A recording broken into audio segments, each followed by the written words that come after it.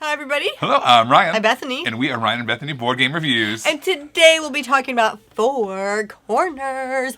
And this is designed by Ray Weirs, and it is published by Calliope Games. All right, so you may have seen this game on shelves before, and you might have seen different versions of it.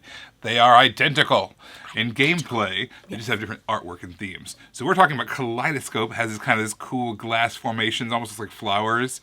The other versions, there's like a space version, a galaxy version, right? So we're going to be talking about the Kaleidoscope version because that's the one I've got in my hand.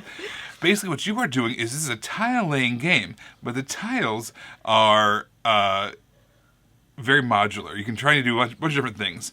You're given these objective cards. These objective cards are going to basically say, make this shape. You can make that shape one of two ways. You can either, using the center part of these tiles that you're given, and make 4 of them in a row, and that would accomplish your goal. Otherwise, you can use the corner parts of the tiles, and using 4 tiles, you can get the 4 corners of them, as the name suggests. Using the 4 corners, make a picture based off of that as well, and that would also complete an objective. You have lots of different ways that you can manipulate the board. On a turn, you're either placing new tiles, or you're swapping positions of tiles, or you're rotating tiles, or you might have special ability cards that you can use as well to help manipulate the board, all in attempts of making those objectives happen. The first person to complete 3 objectives is declared the winner. I gotta say, the plastic grid for this is just absolutely perfect. So you have all these tiles, and you don't have to worry about messing up the board as you're manipulating the tiles. They have basically it's these grids, and it raises just a little bit in the middle, so it's easy to push. It raises in the middle, so it's easy to like push down. And this is why it's so perfect. While you're playing the game, you are not thinking about that grid at all because that's how smooth it is. You forget it's there. It's just like butter while you're manipulating all these tiles, which is what you would need if the whole time you're just manipulating tiles. Because like Ryan said, you have to make a connection, but as soon as you make a connection, then you have to manipulate those tiles as well. Yeah, those tiles are actually the same ones. That kind of grid is the same thing they used for Suro, the Phoenix one. Yes. So it's basically, it's really cool to see that same thing come up again because it works so well in that. I think a lot of times when you have a tile laying game that requires a grid and things locking in for place, it's so easy to bump one tile and the whole thing kind of scatters. Not with this thing already in place. It keeps everything smooth, everything exactly where it needs to be. I love manipulating the tiles. It's my favorite part of this game. I love twisting things and rotating just right, swapping the position of things that normally wouldn't have seen the connection for it.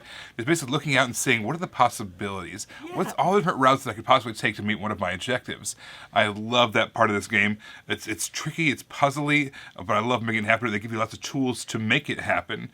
You're constantly just scanning. You're scanning the board, looking for a place to pounce. And I love that a lot. I think that it's just like a puzzle to solve for me. Oh, and one of the things that's really cool about that is you always have a move. I never felt like any of the times we played, and we played this with our 8-year-old as well, and every time we played with her, it wasn't like you were out of luck. Even if somebody manipulated something that you were working with, there's so many other things going on. You're never out of a move. You always have something that you can do to progress towards your goal. You're going to have to pivot a lot, but that's like not even that big of a deal because that's kind of what the whole game is. You're just pivoting the whole time. But I just think it's really cool that you have these opportunities to continue to manipulate, to continue to work towards your goal. Like I just never felt like a turn was wasted. Yeah, I think also the more players you have, the more movement you're going to see. Yeah. But it's your turn in a 2-player game, you're only going to see one other move happen before it's your turn again. In let's say a 4-player game, the whole thing is going to shift around, which is so you have to kind of keep your eye on everything. So even when it's not your turn, you are engaged in what's going on in the board. But even that being said, there's lots of more ways to play the game as well. If you're playing with 4 or 6 players, you can play as teams. There's a team play involved as well. So if you like that style of play, there's an option for it. There's even solo rules. I'm not usually a solo game kind of a player, but the fact that this is so smooth and tactile and easy to set up and tear down, this is the kind of game that I could see people playing solo really easily. Overall, this is just great. It's such... Calliope does such a great job of creating games that are really simple. They're really, really simple, and yet they're definitely gamer games. They're not necessarily like a casual thing. They're just really good at that, and I think that Four Corners is no different. It's a game. It's a gamer's game while being like really simple at the same time. It's just a great blend of those two things. Yeah, it fits perfectly in the Calliope line of games.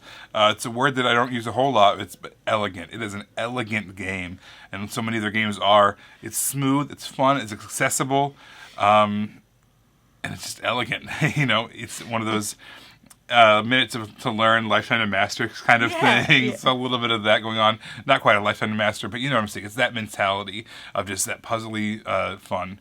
I dig this game so much. I don't think I've lost yet against it, but just the way my mind works. I love these puzzles, and this is a fun one to solve. What's fun is you can intuit that I have not won yet. But yes, I agree with everything that Ryan said. Everybody, thank you so much for watching. Don't forget to subscribe so you can see our videos as they come out. Until then, you can find us in all of these places. You guys, thanks for watching, and we will see you next time. Bye. You guys, thanks so much for watching. This game was provided to us by a publisher in exchange for a fair and honest review. And if you want to see more stuff, check out over here to see something we think you might like. And over here, we think that YouTube has picked out a great video for you you're going to love. Thanks, guys. We'll see you next time.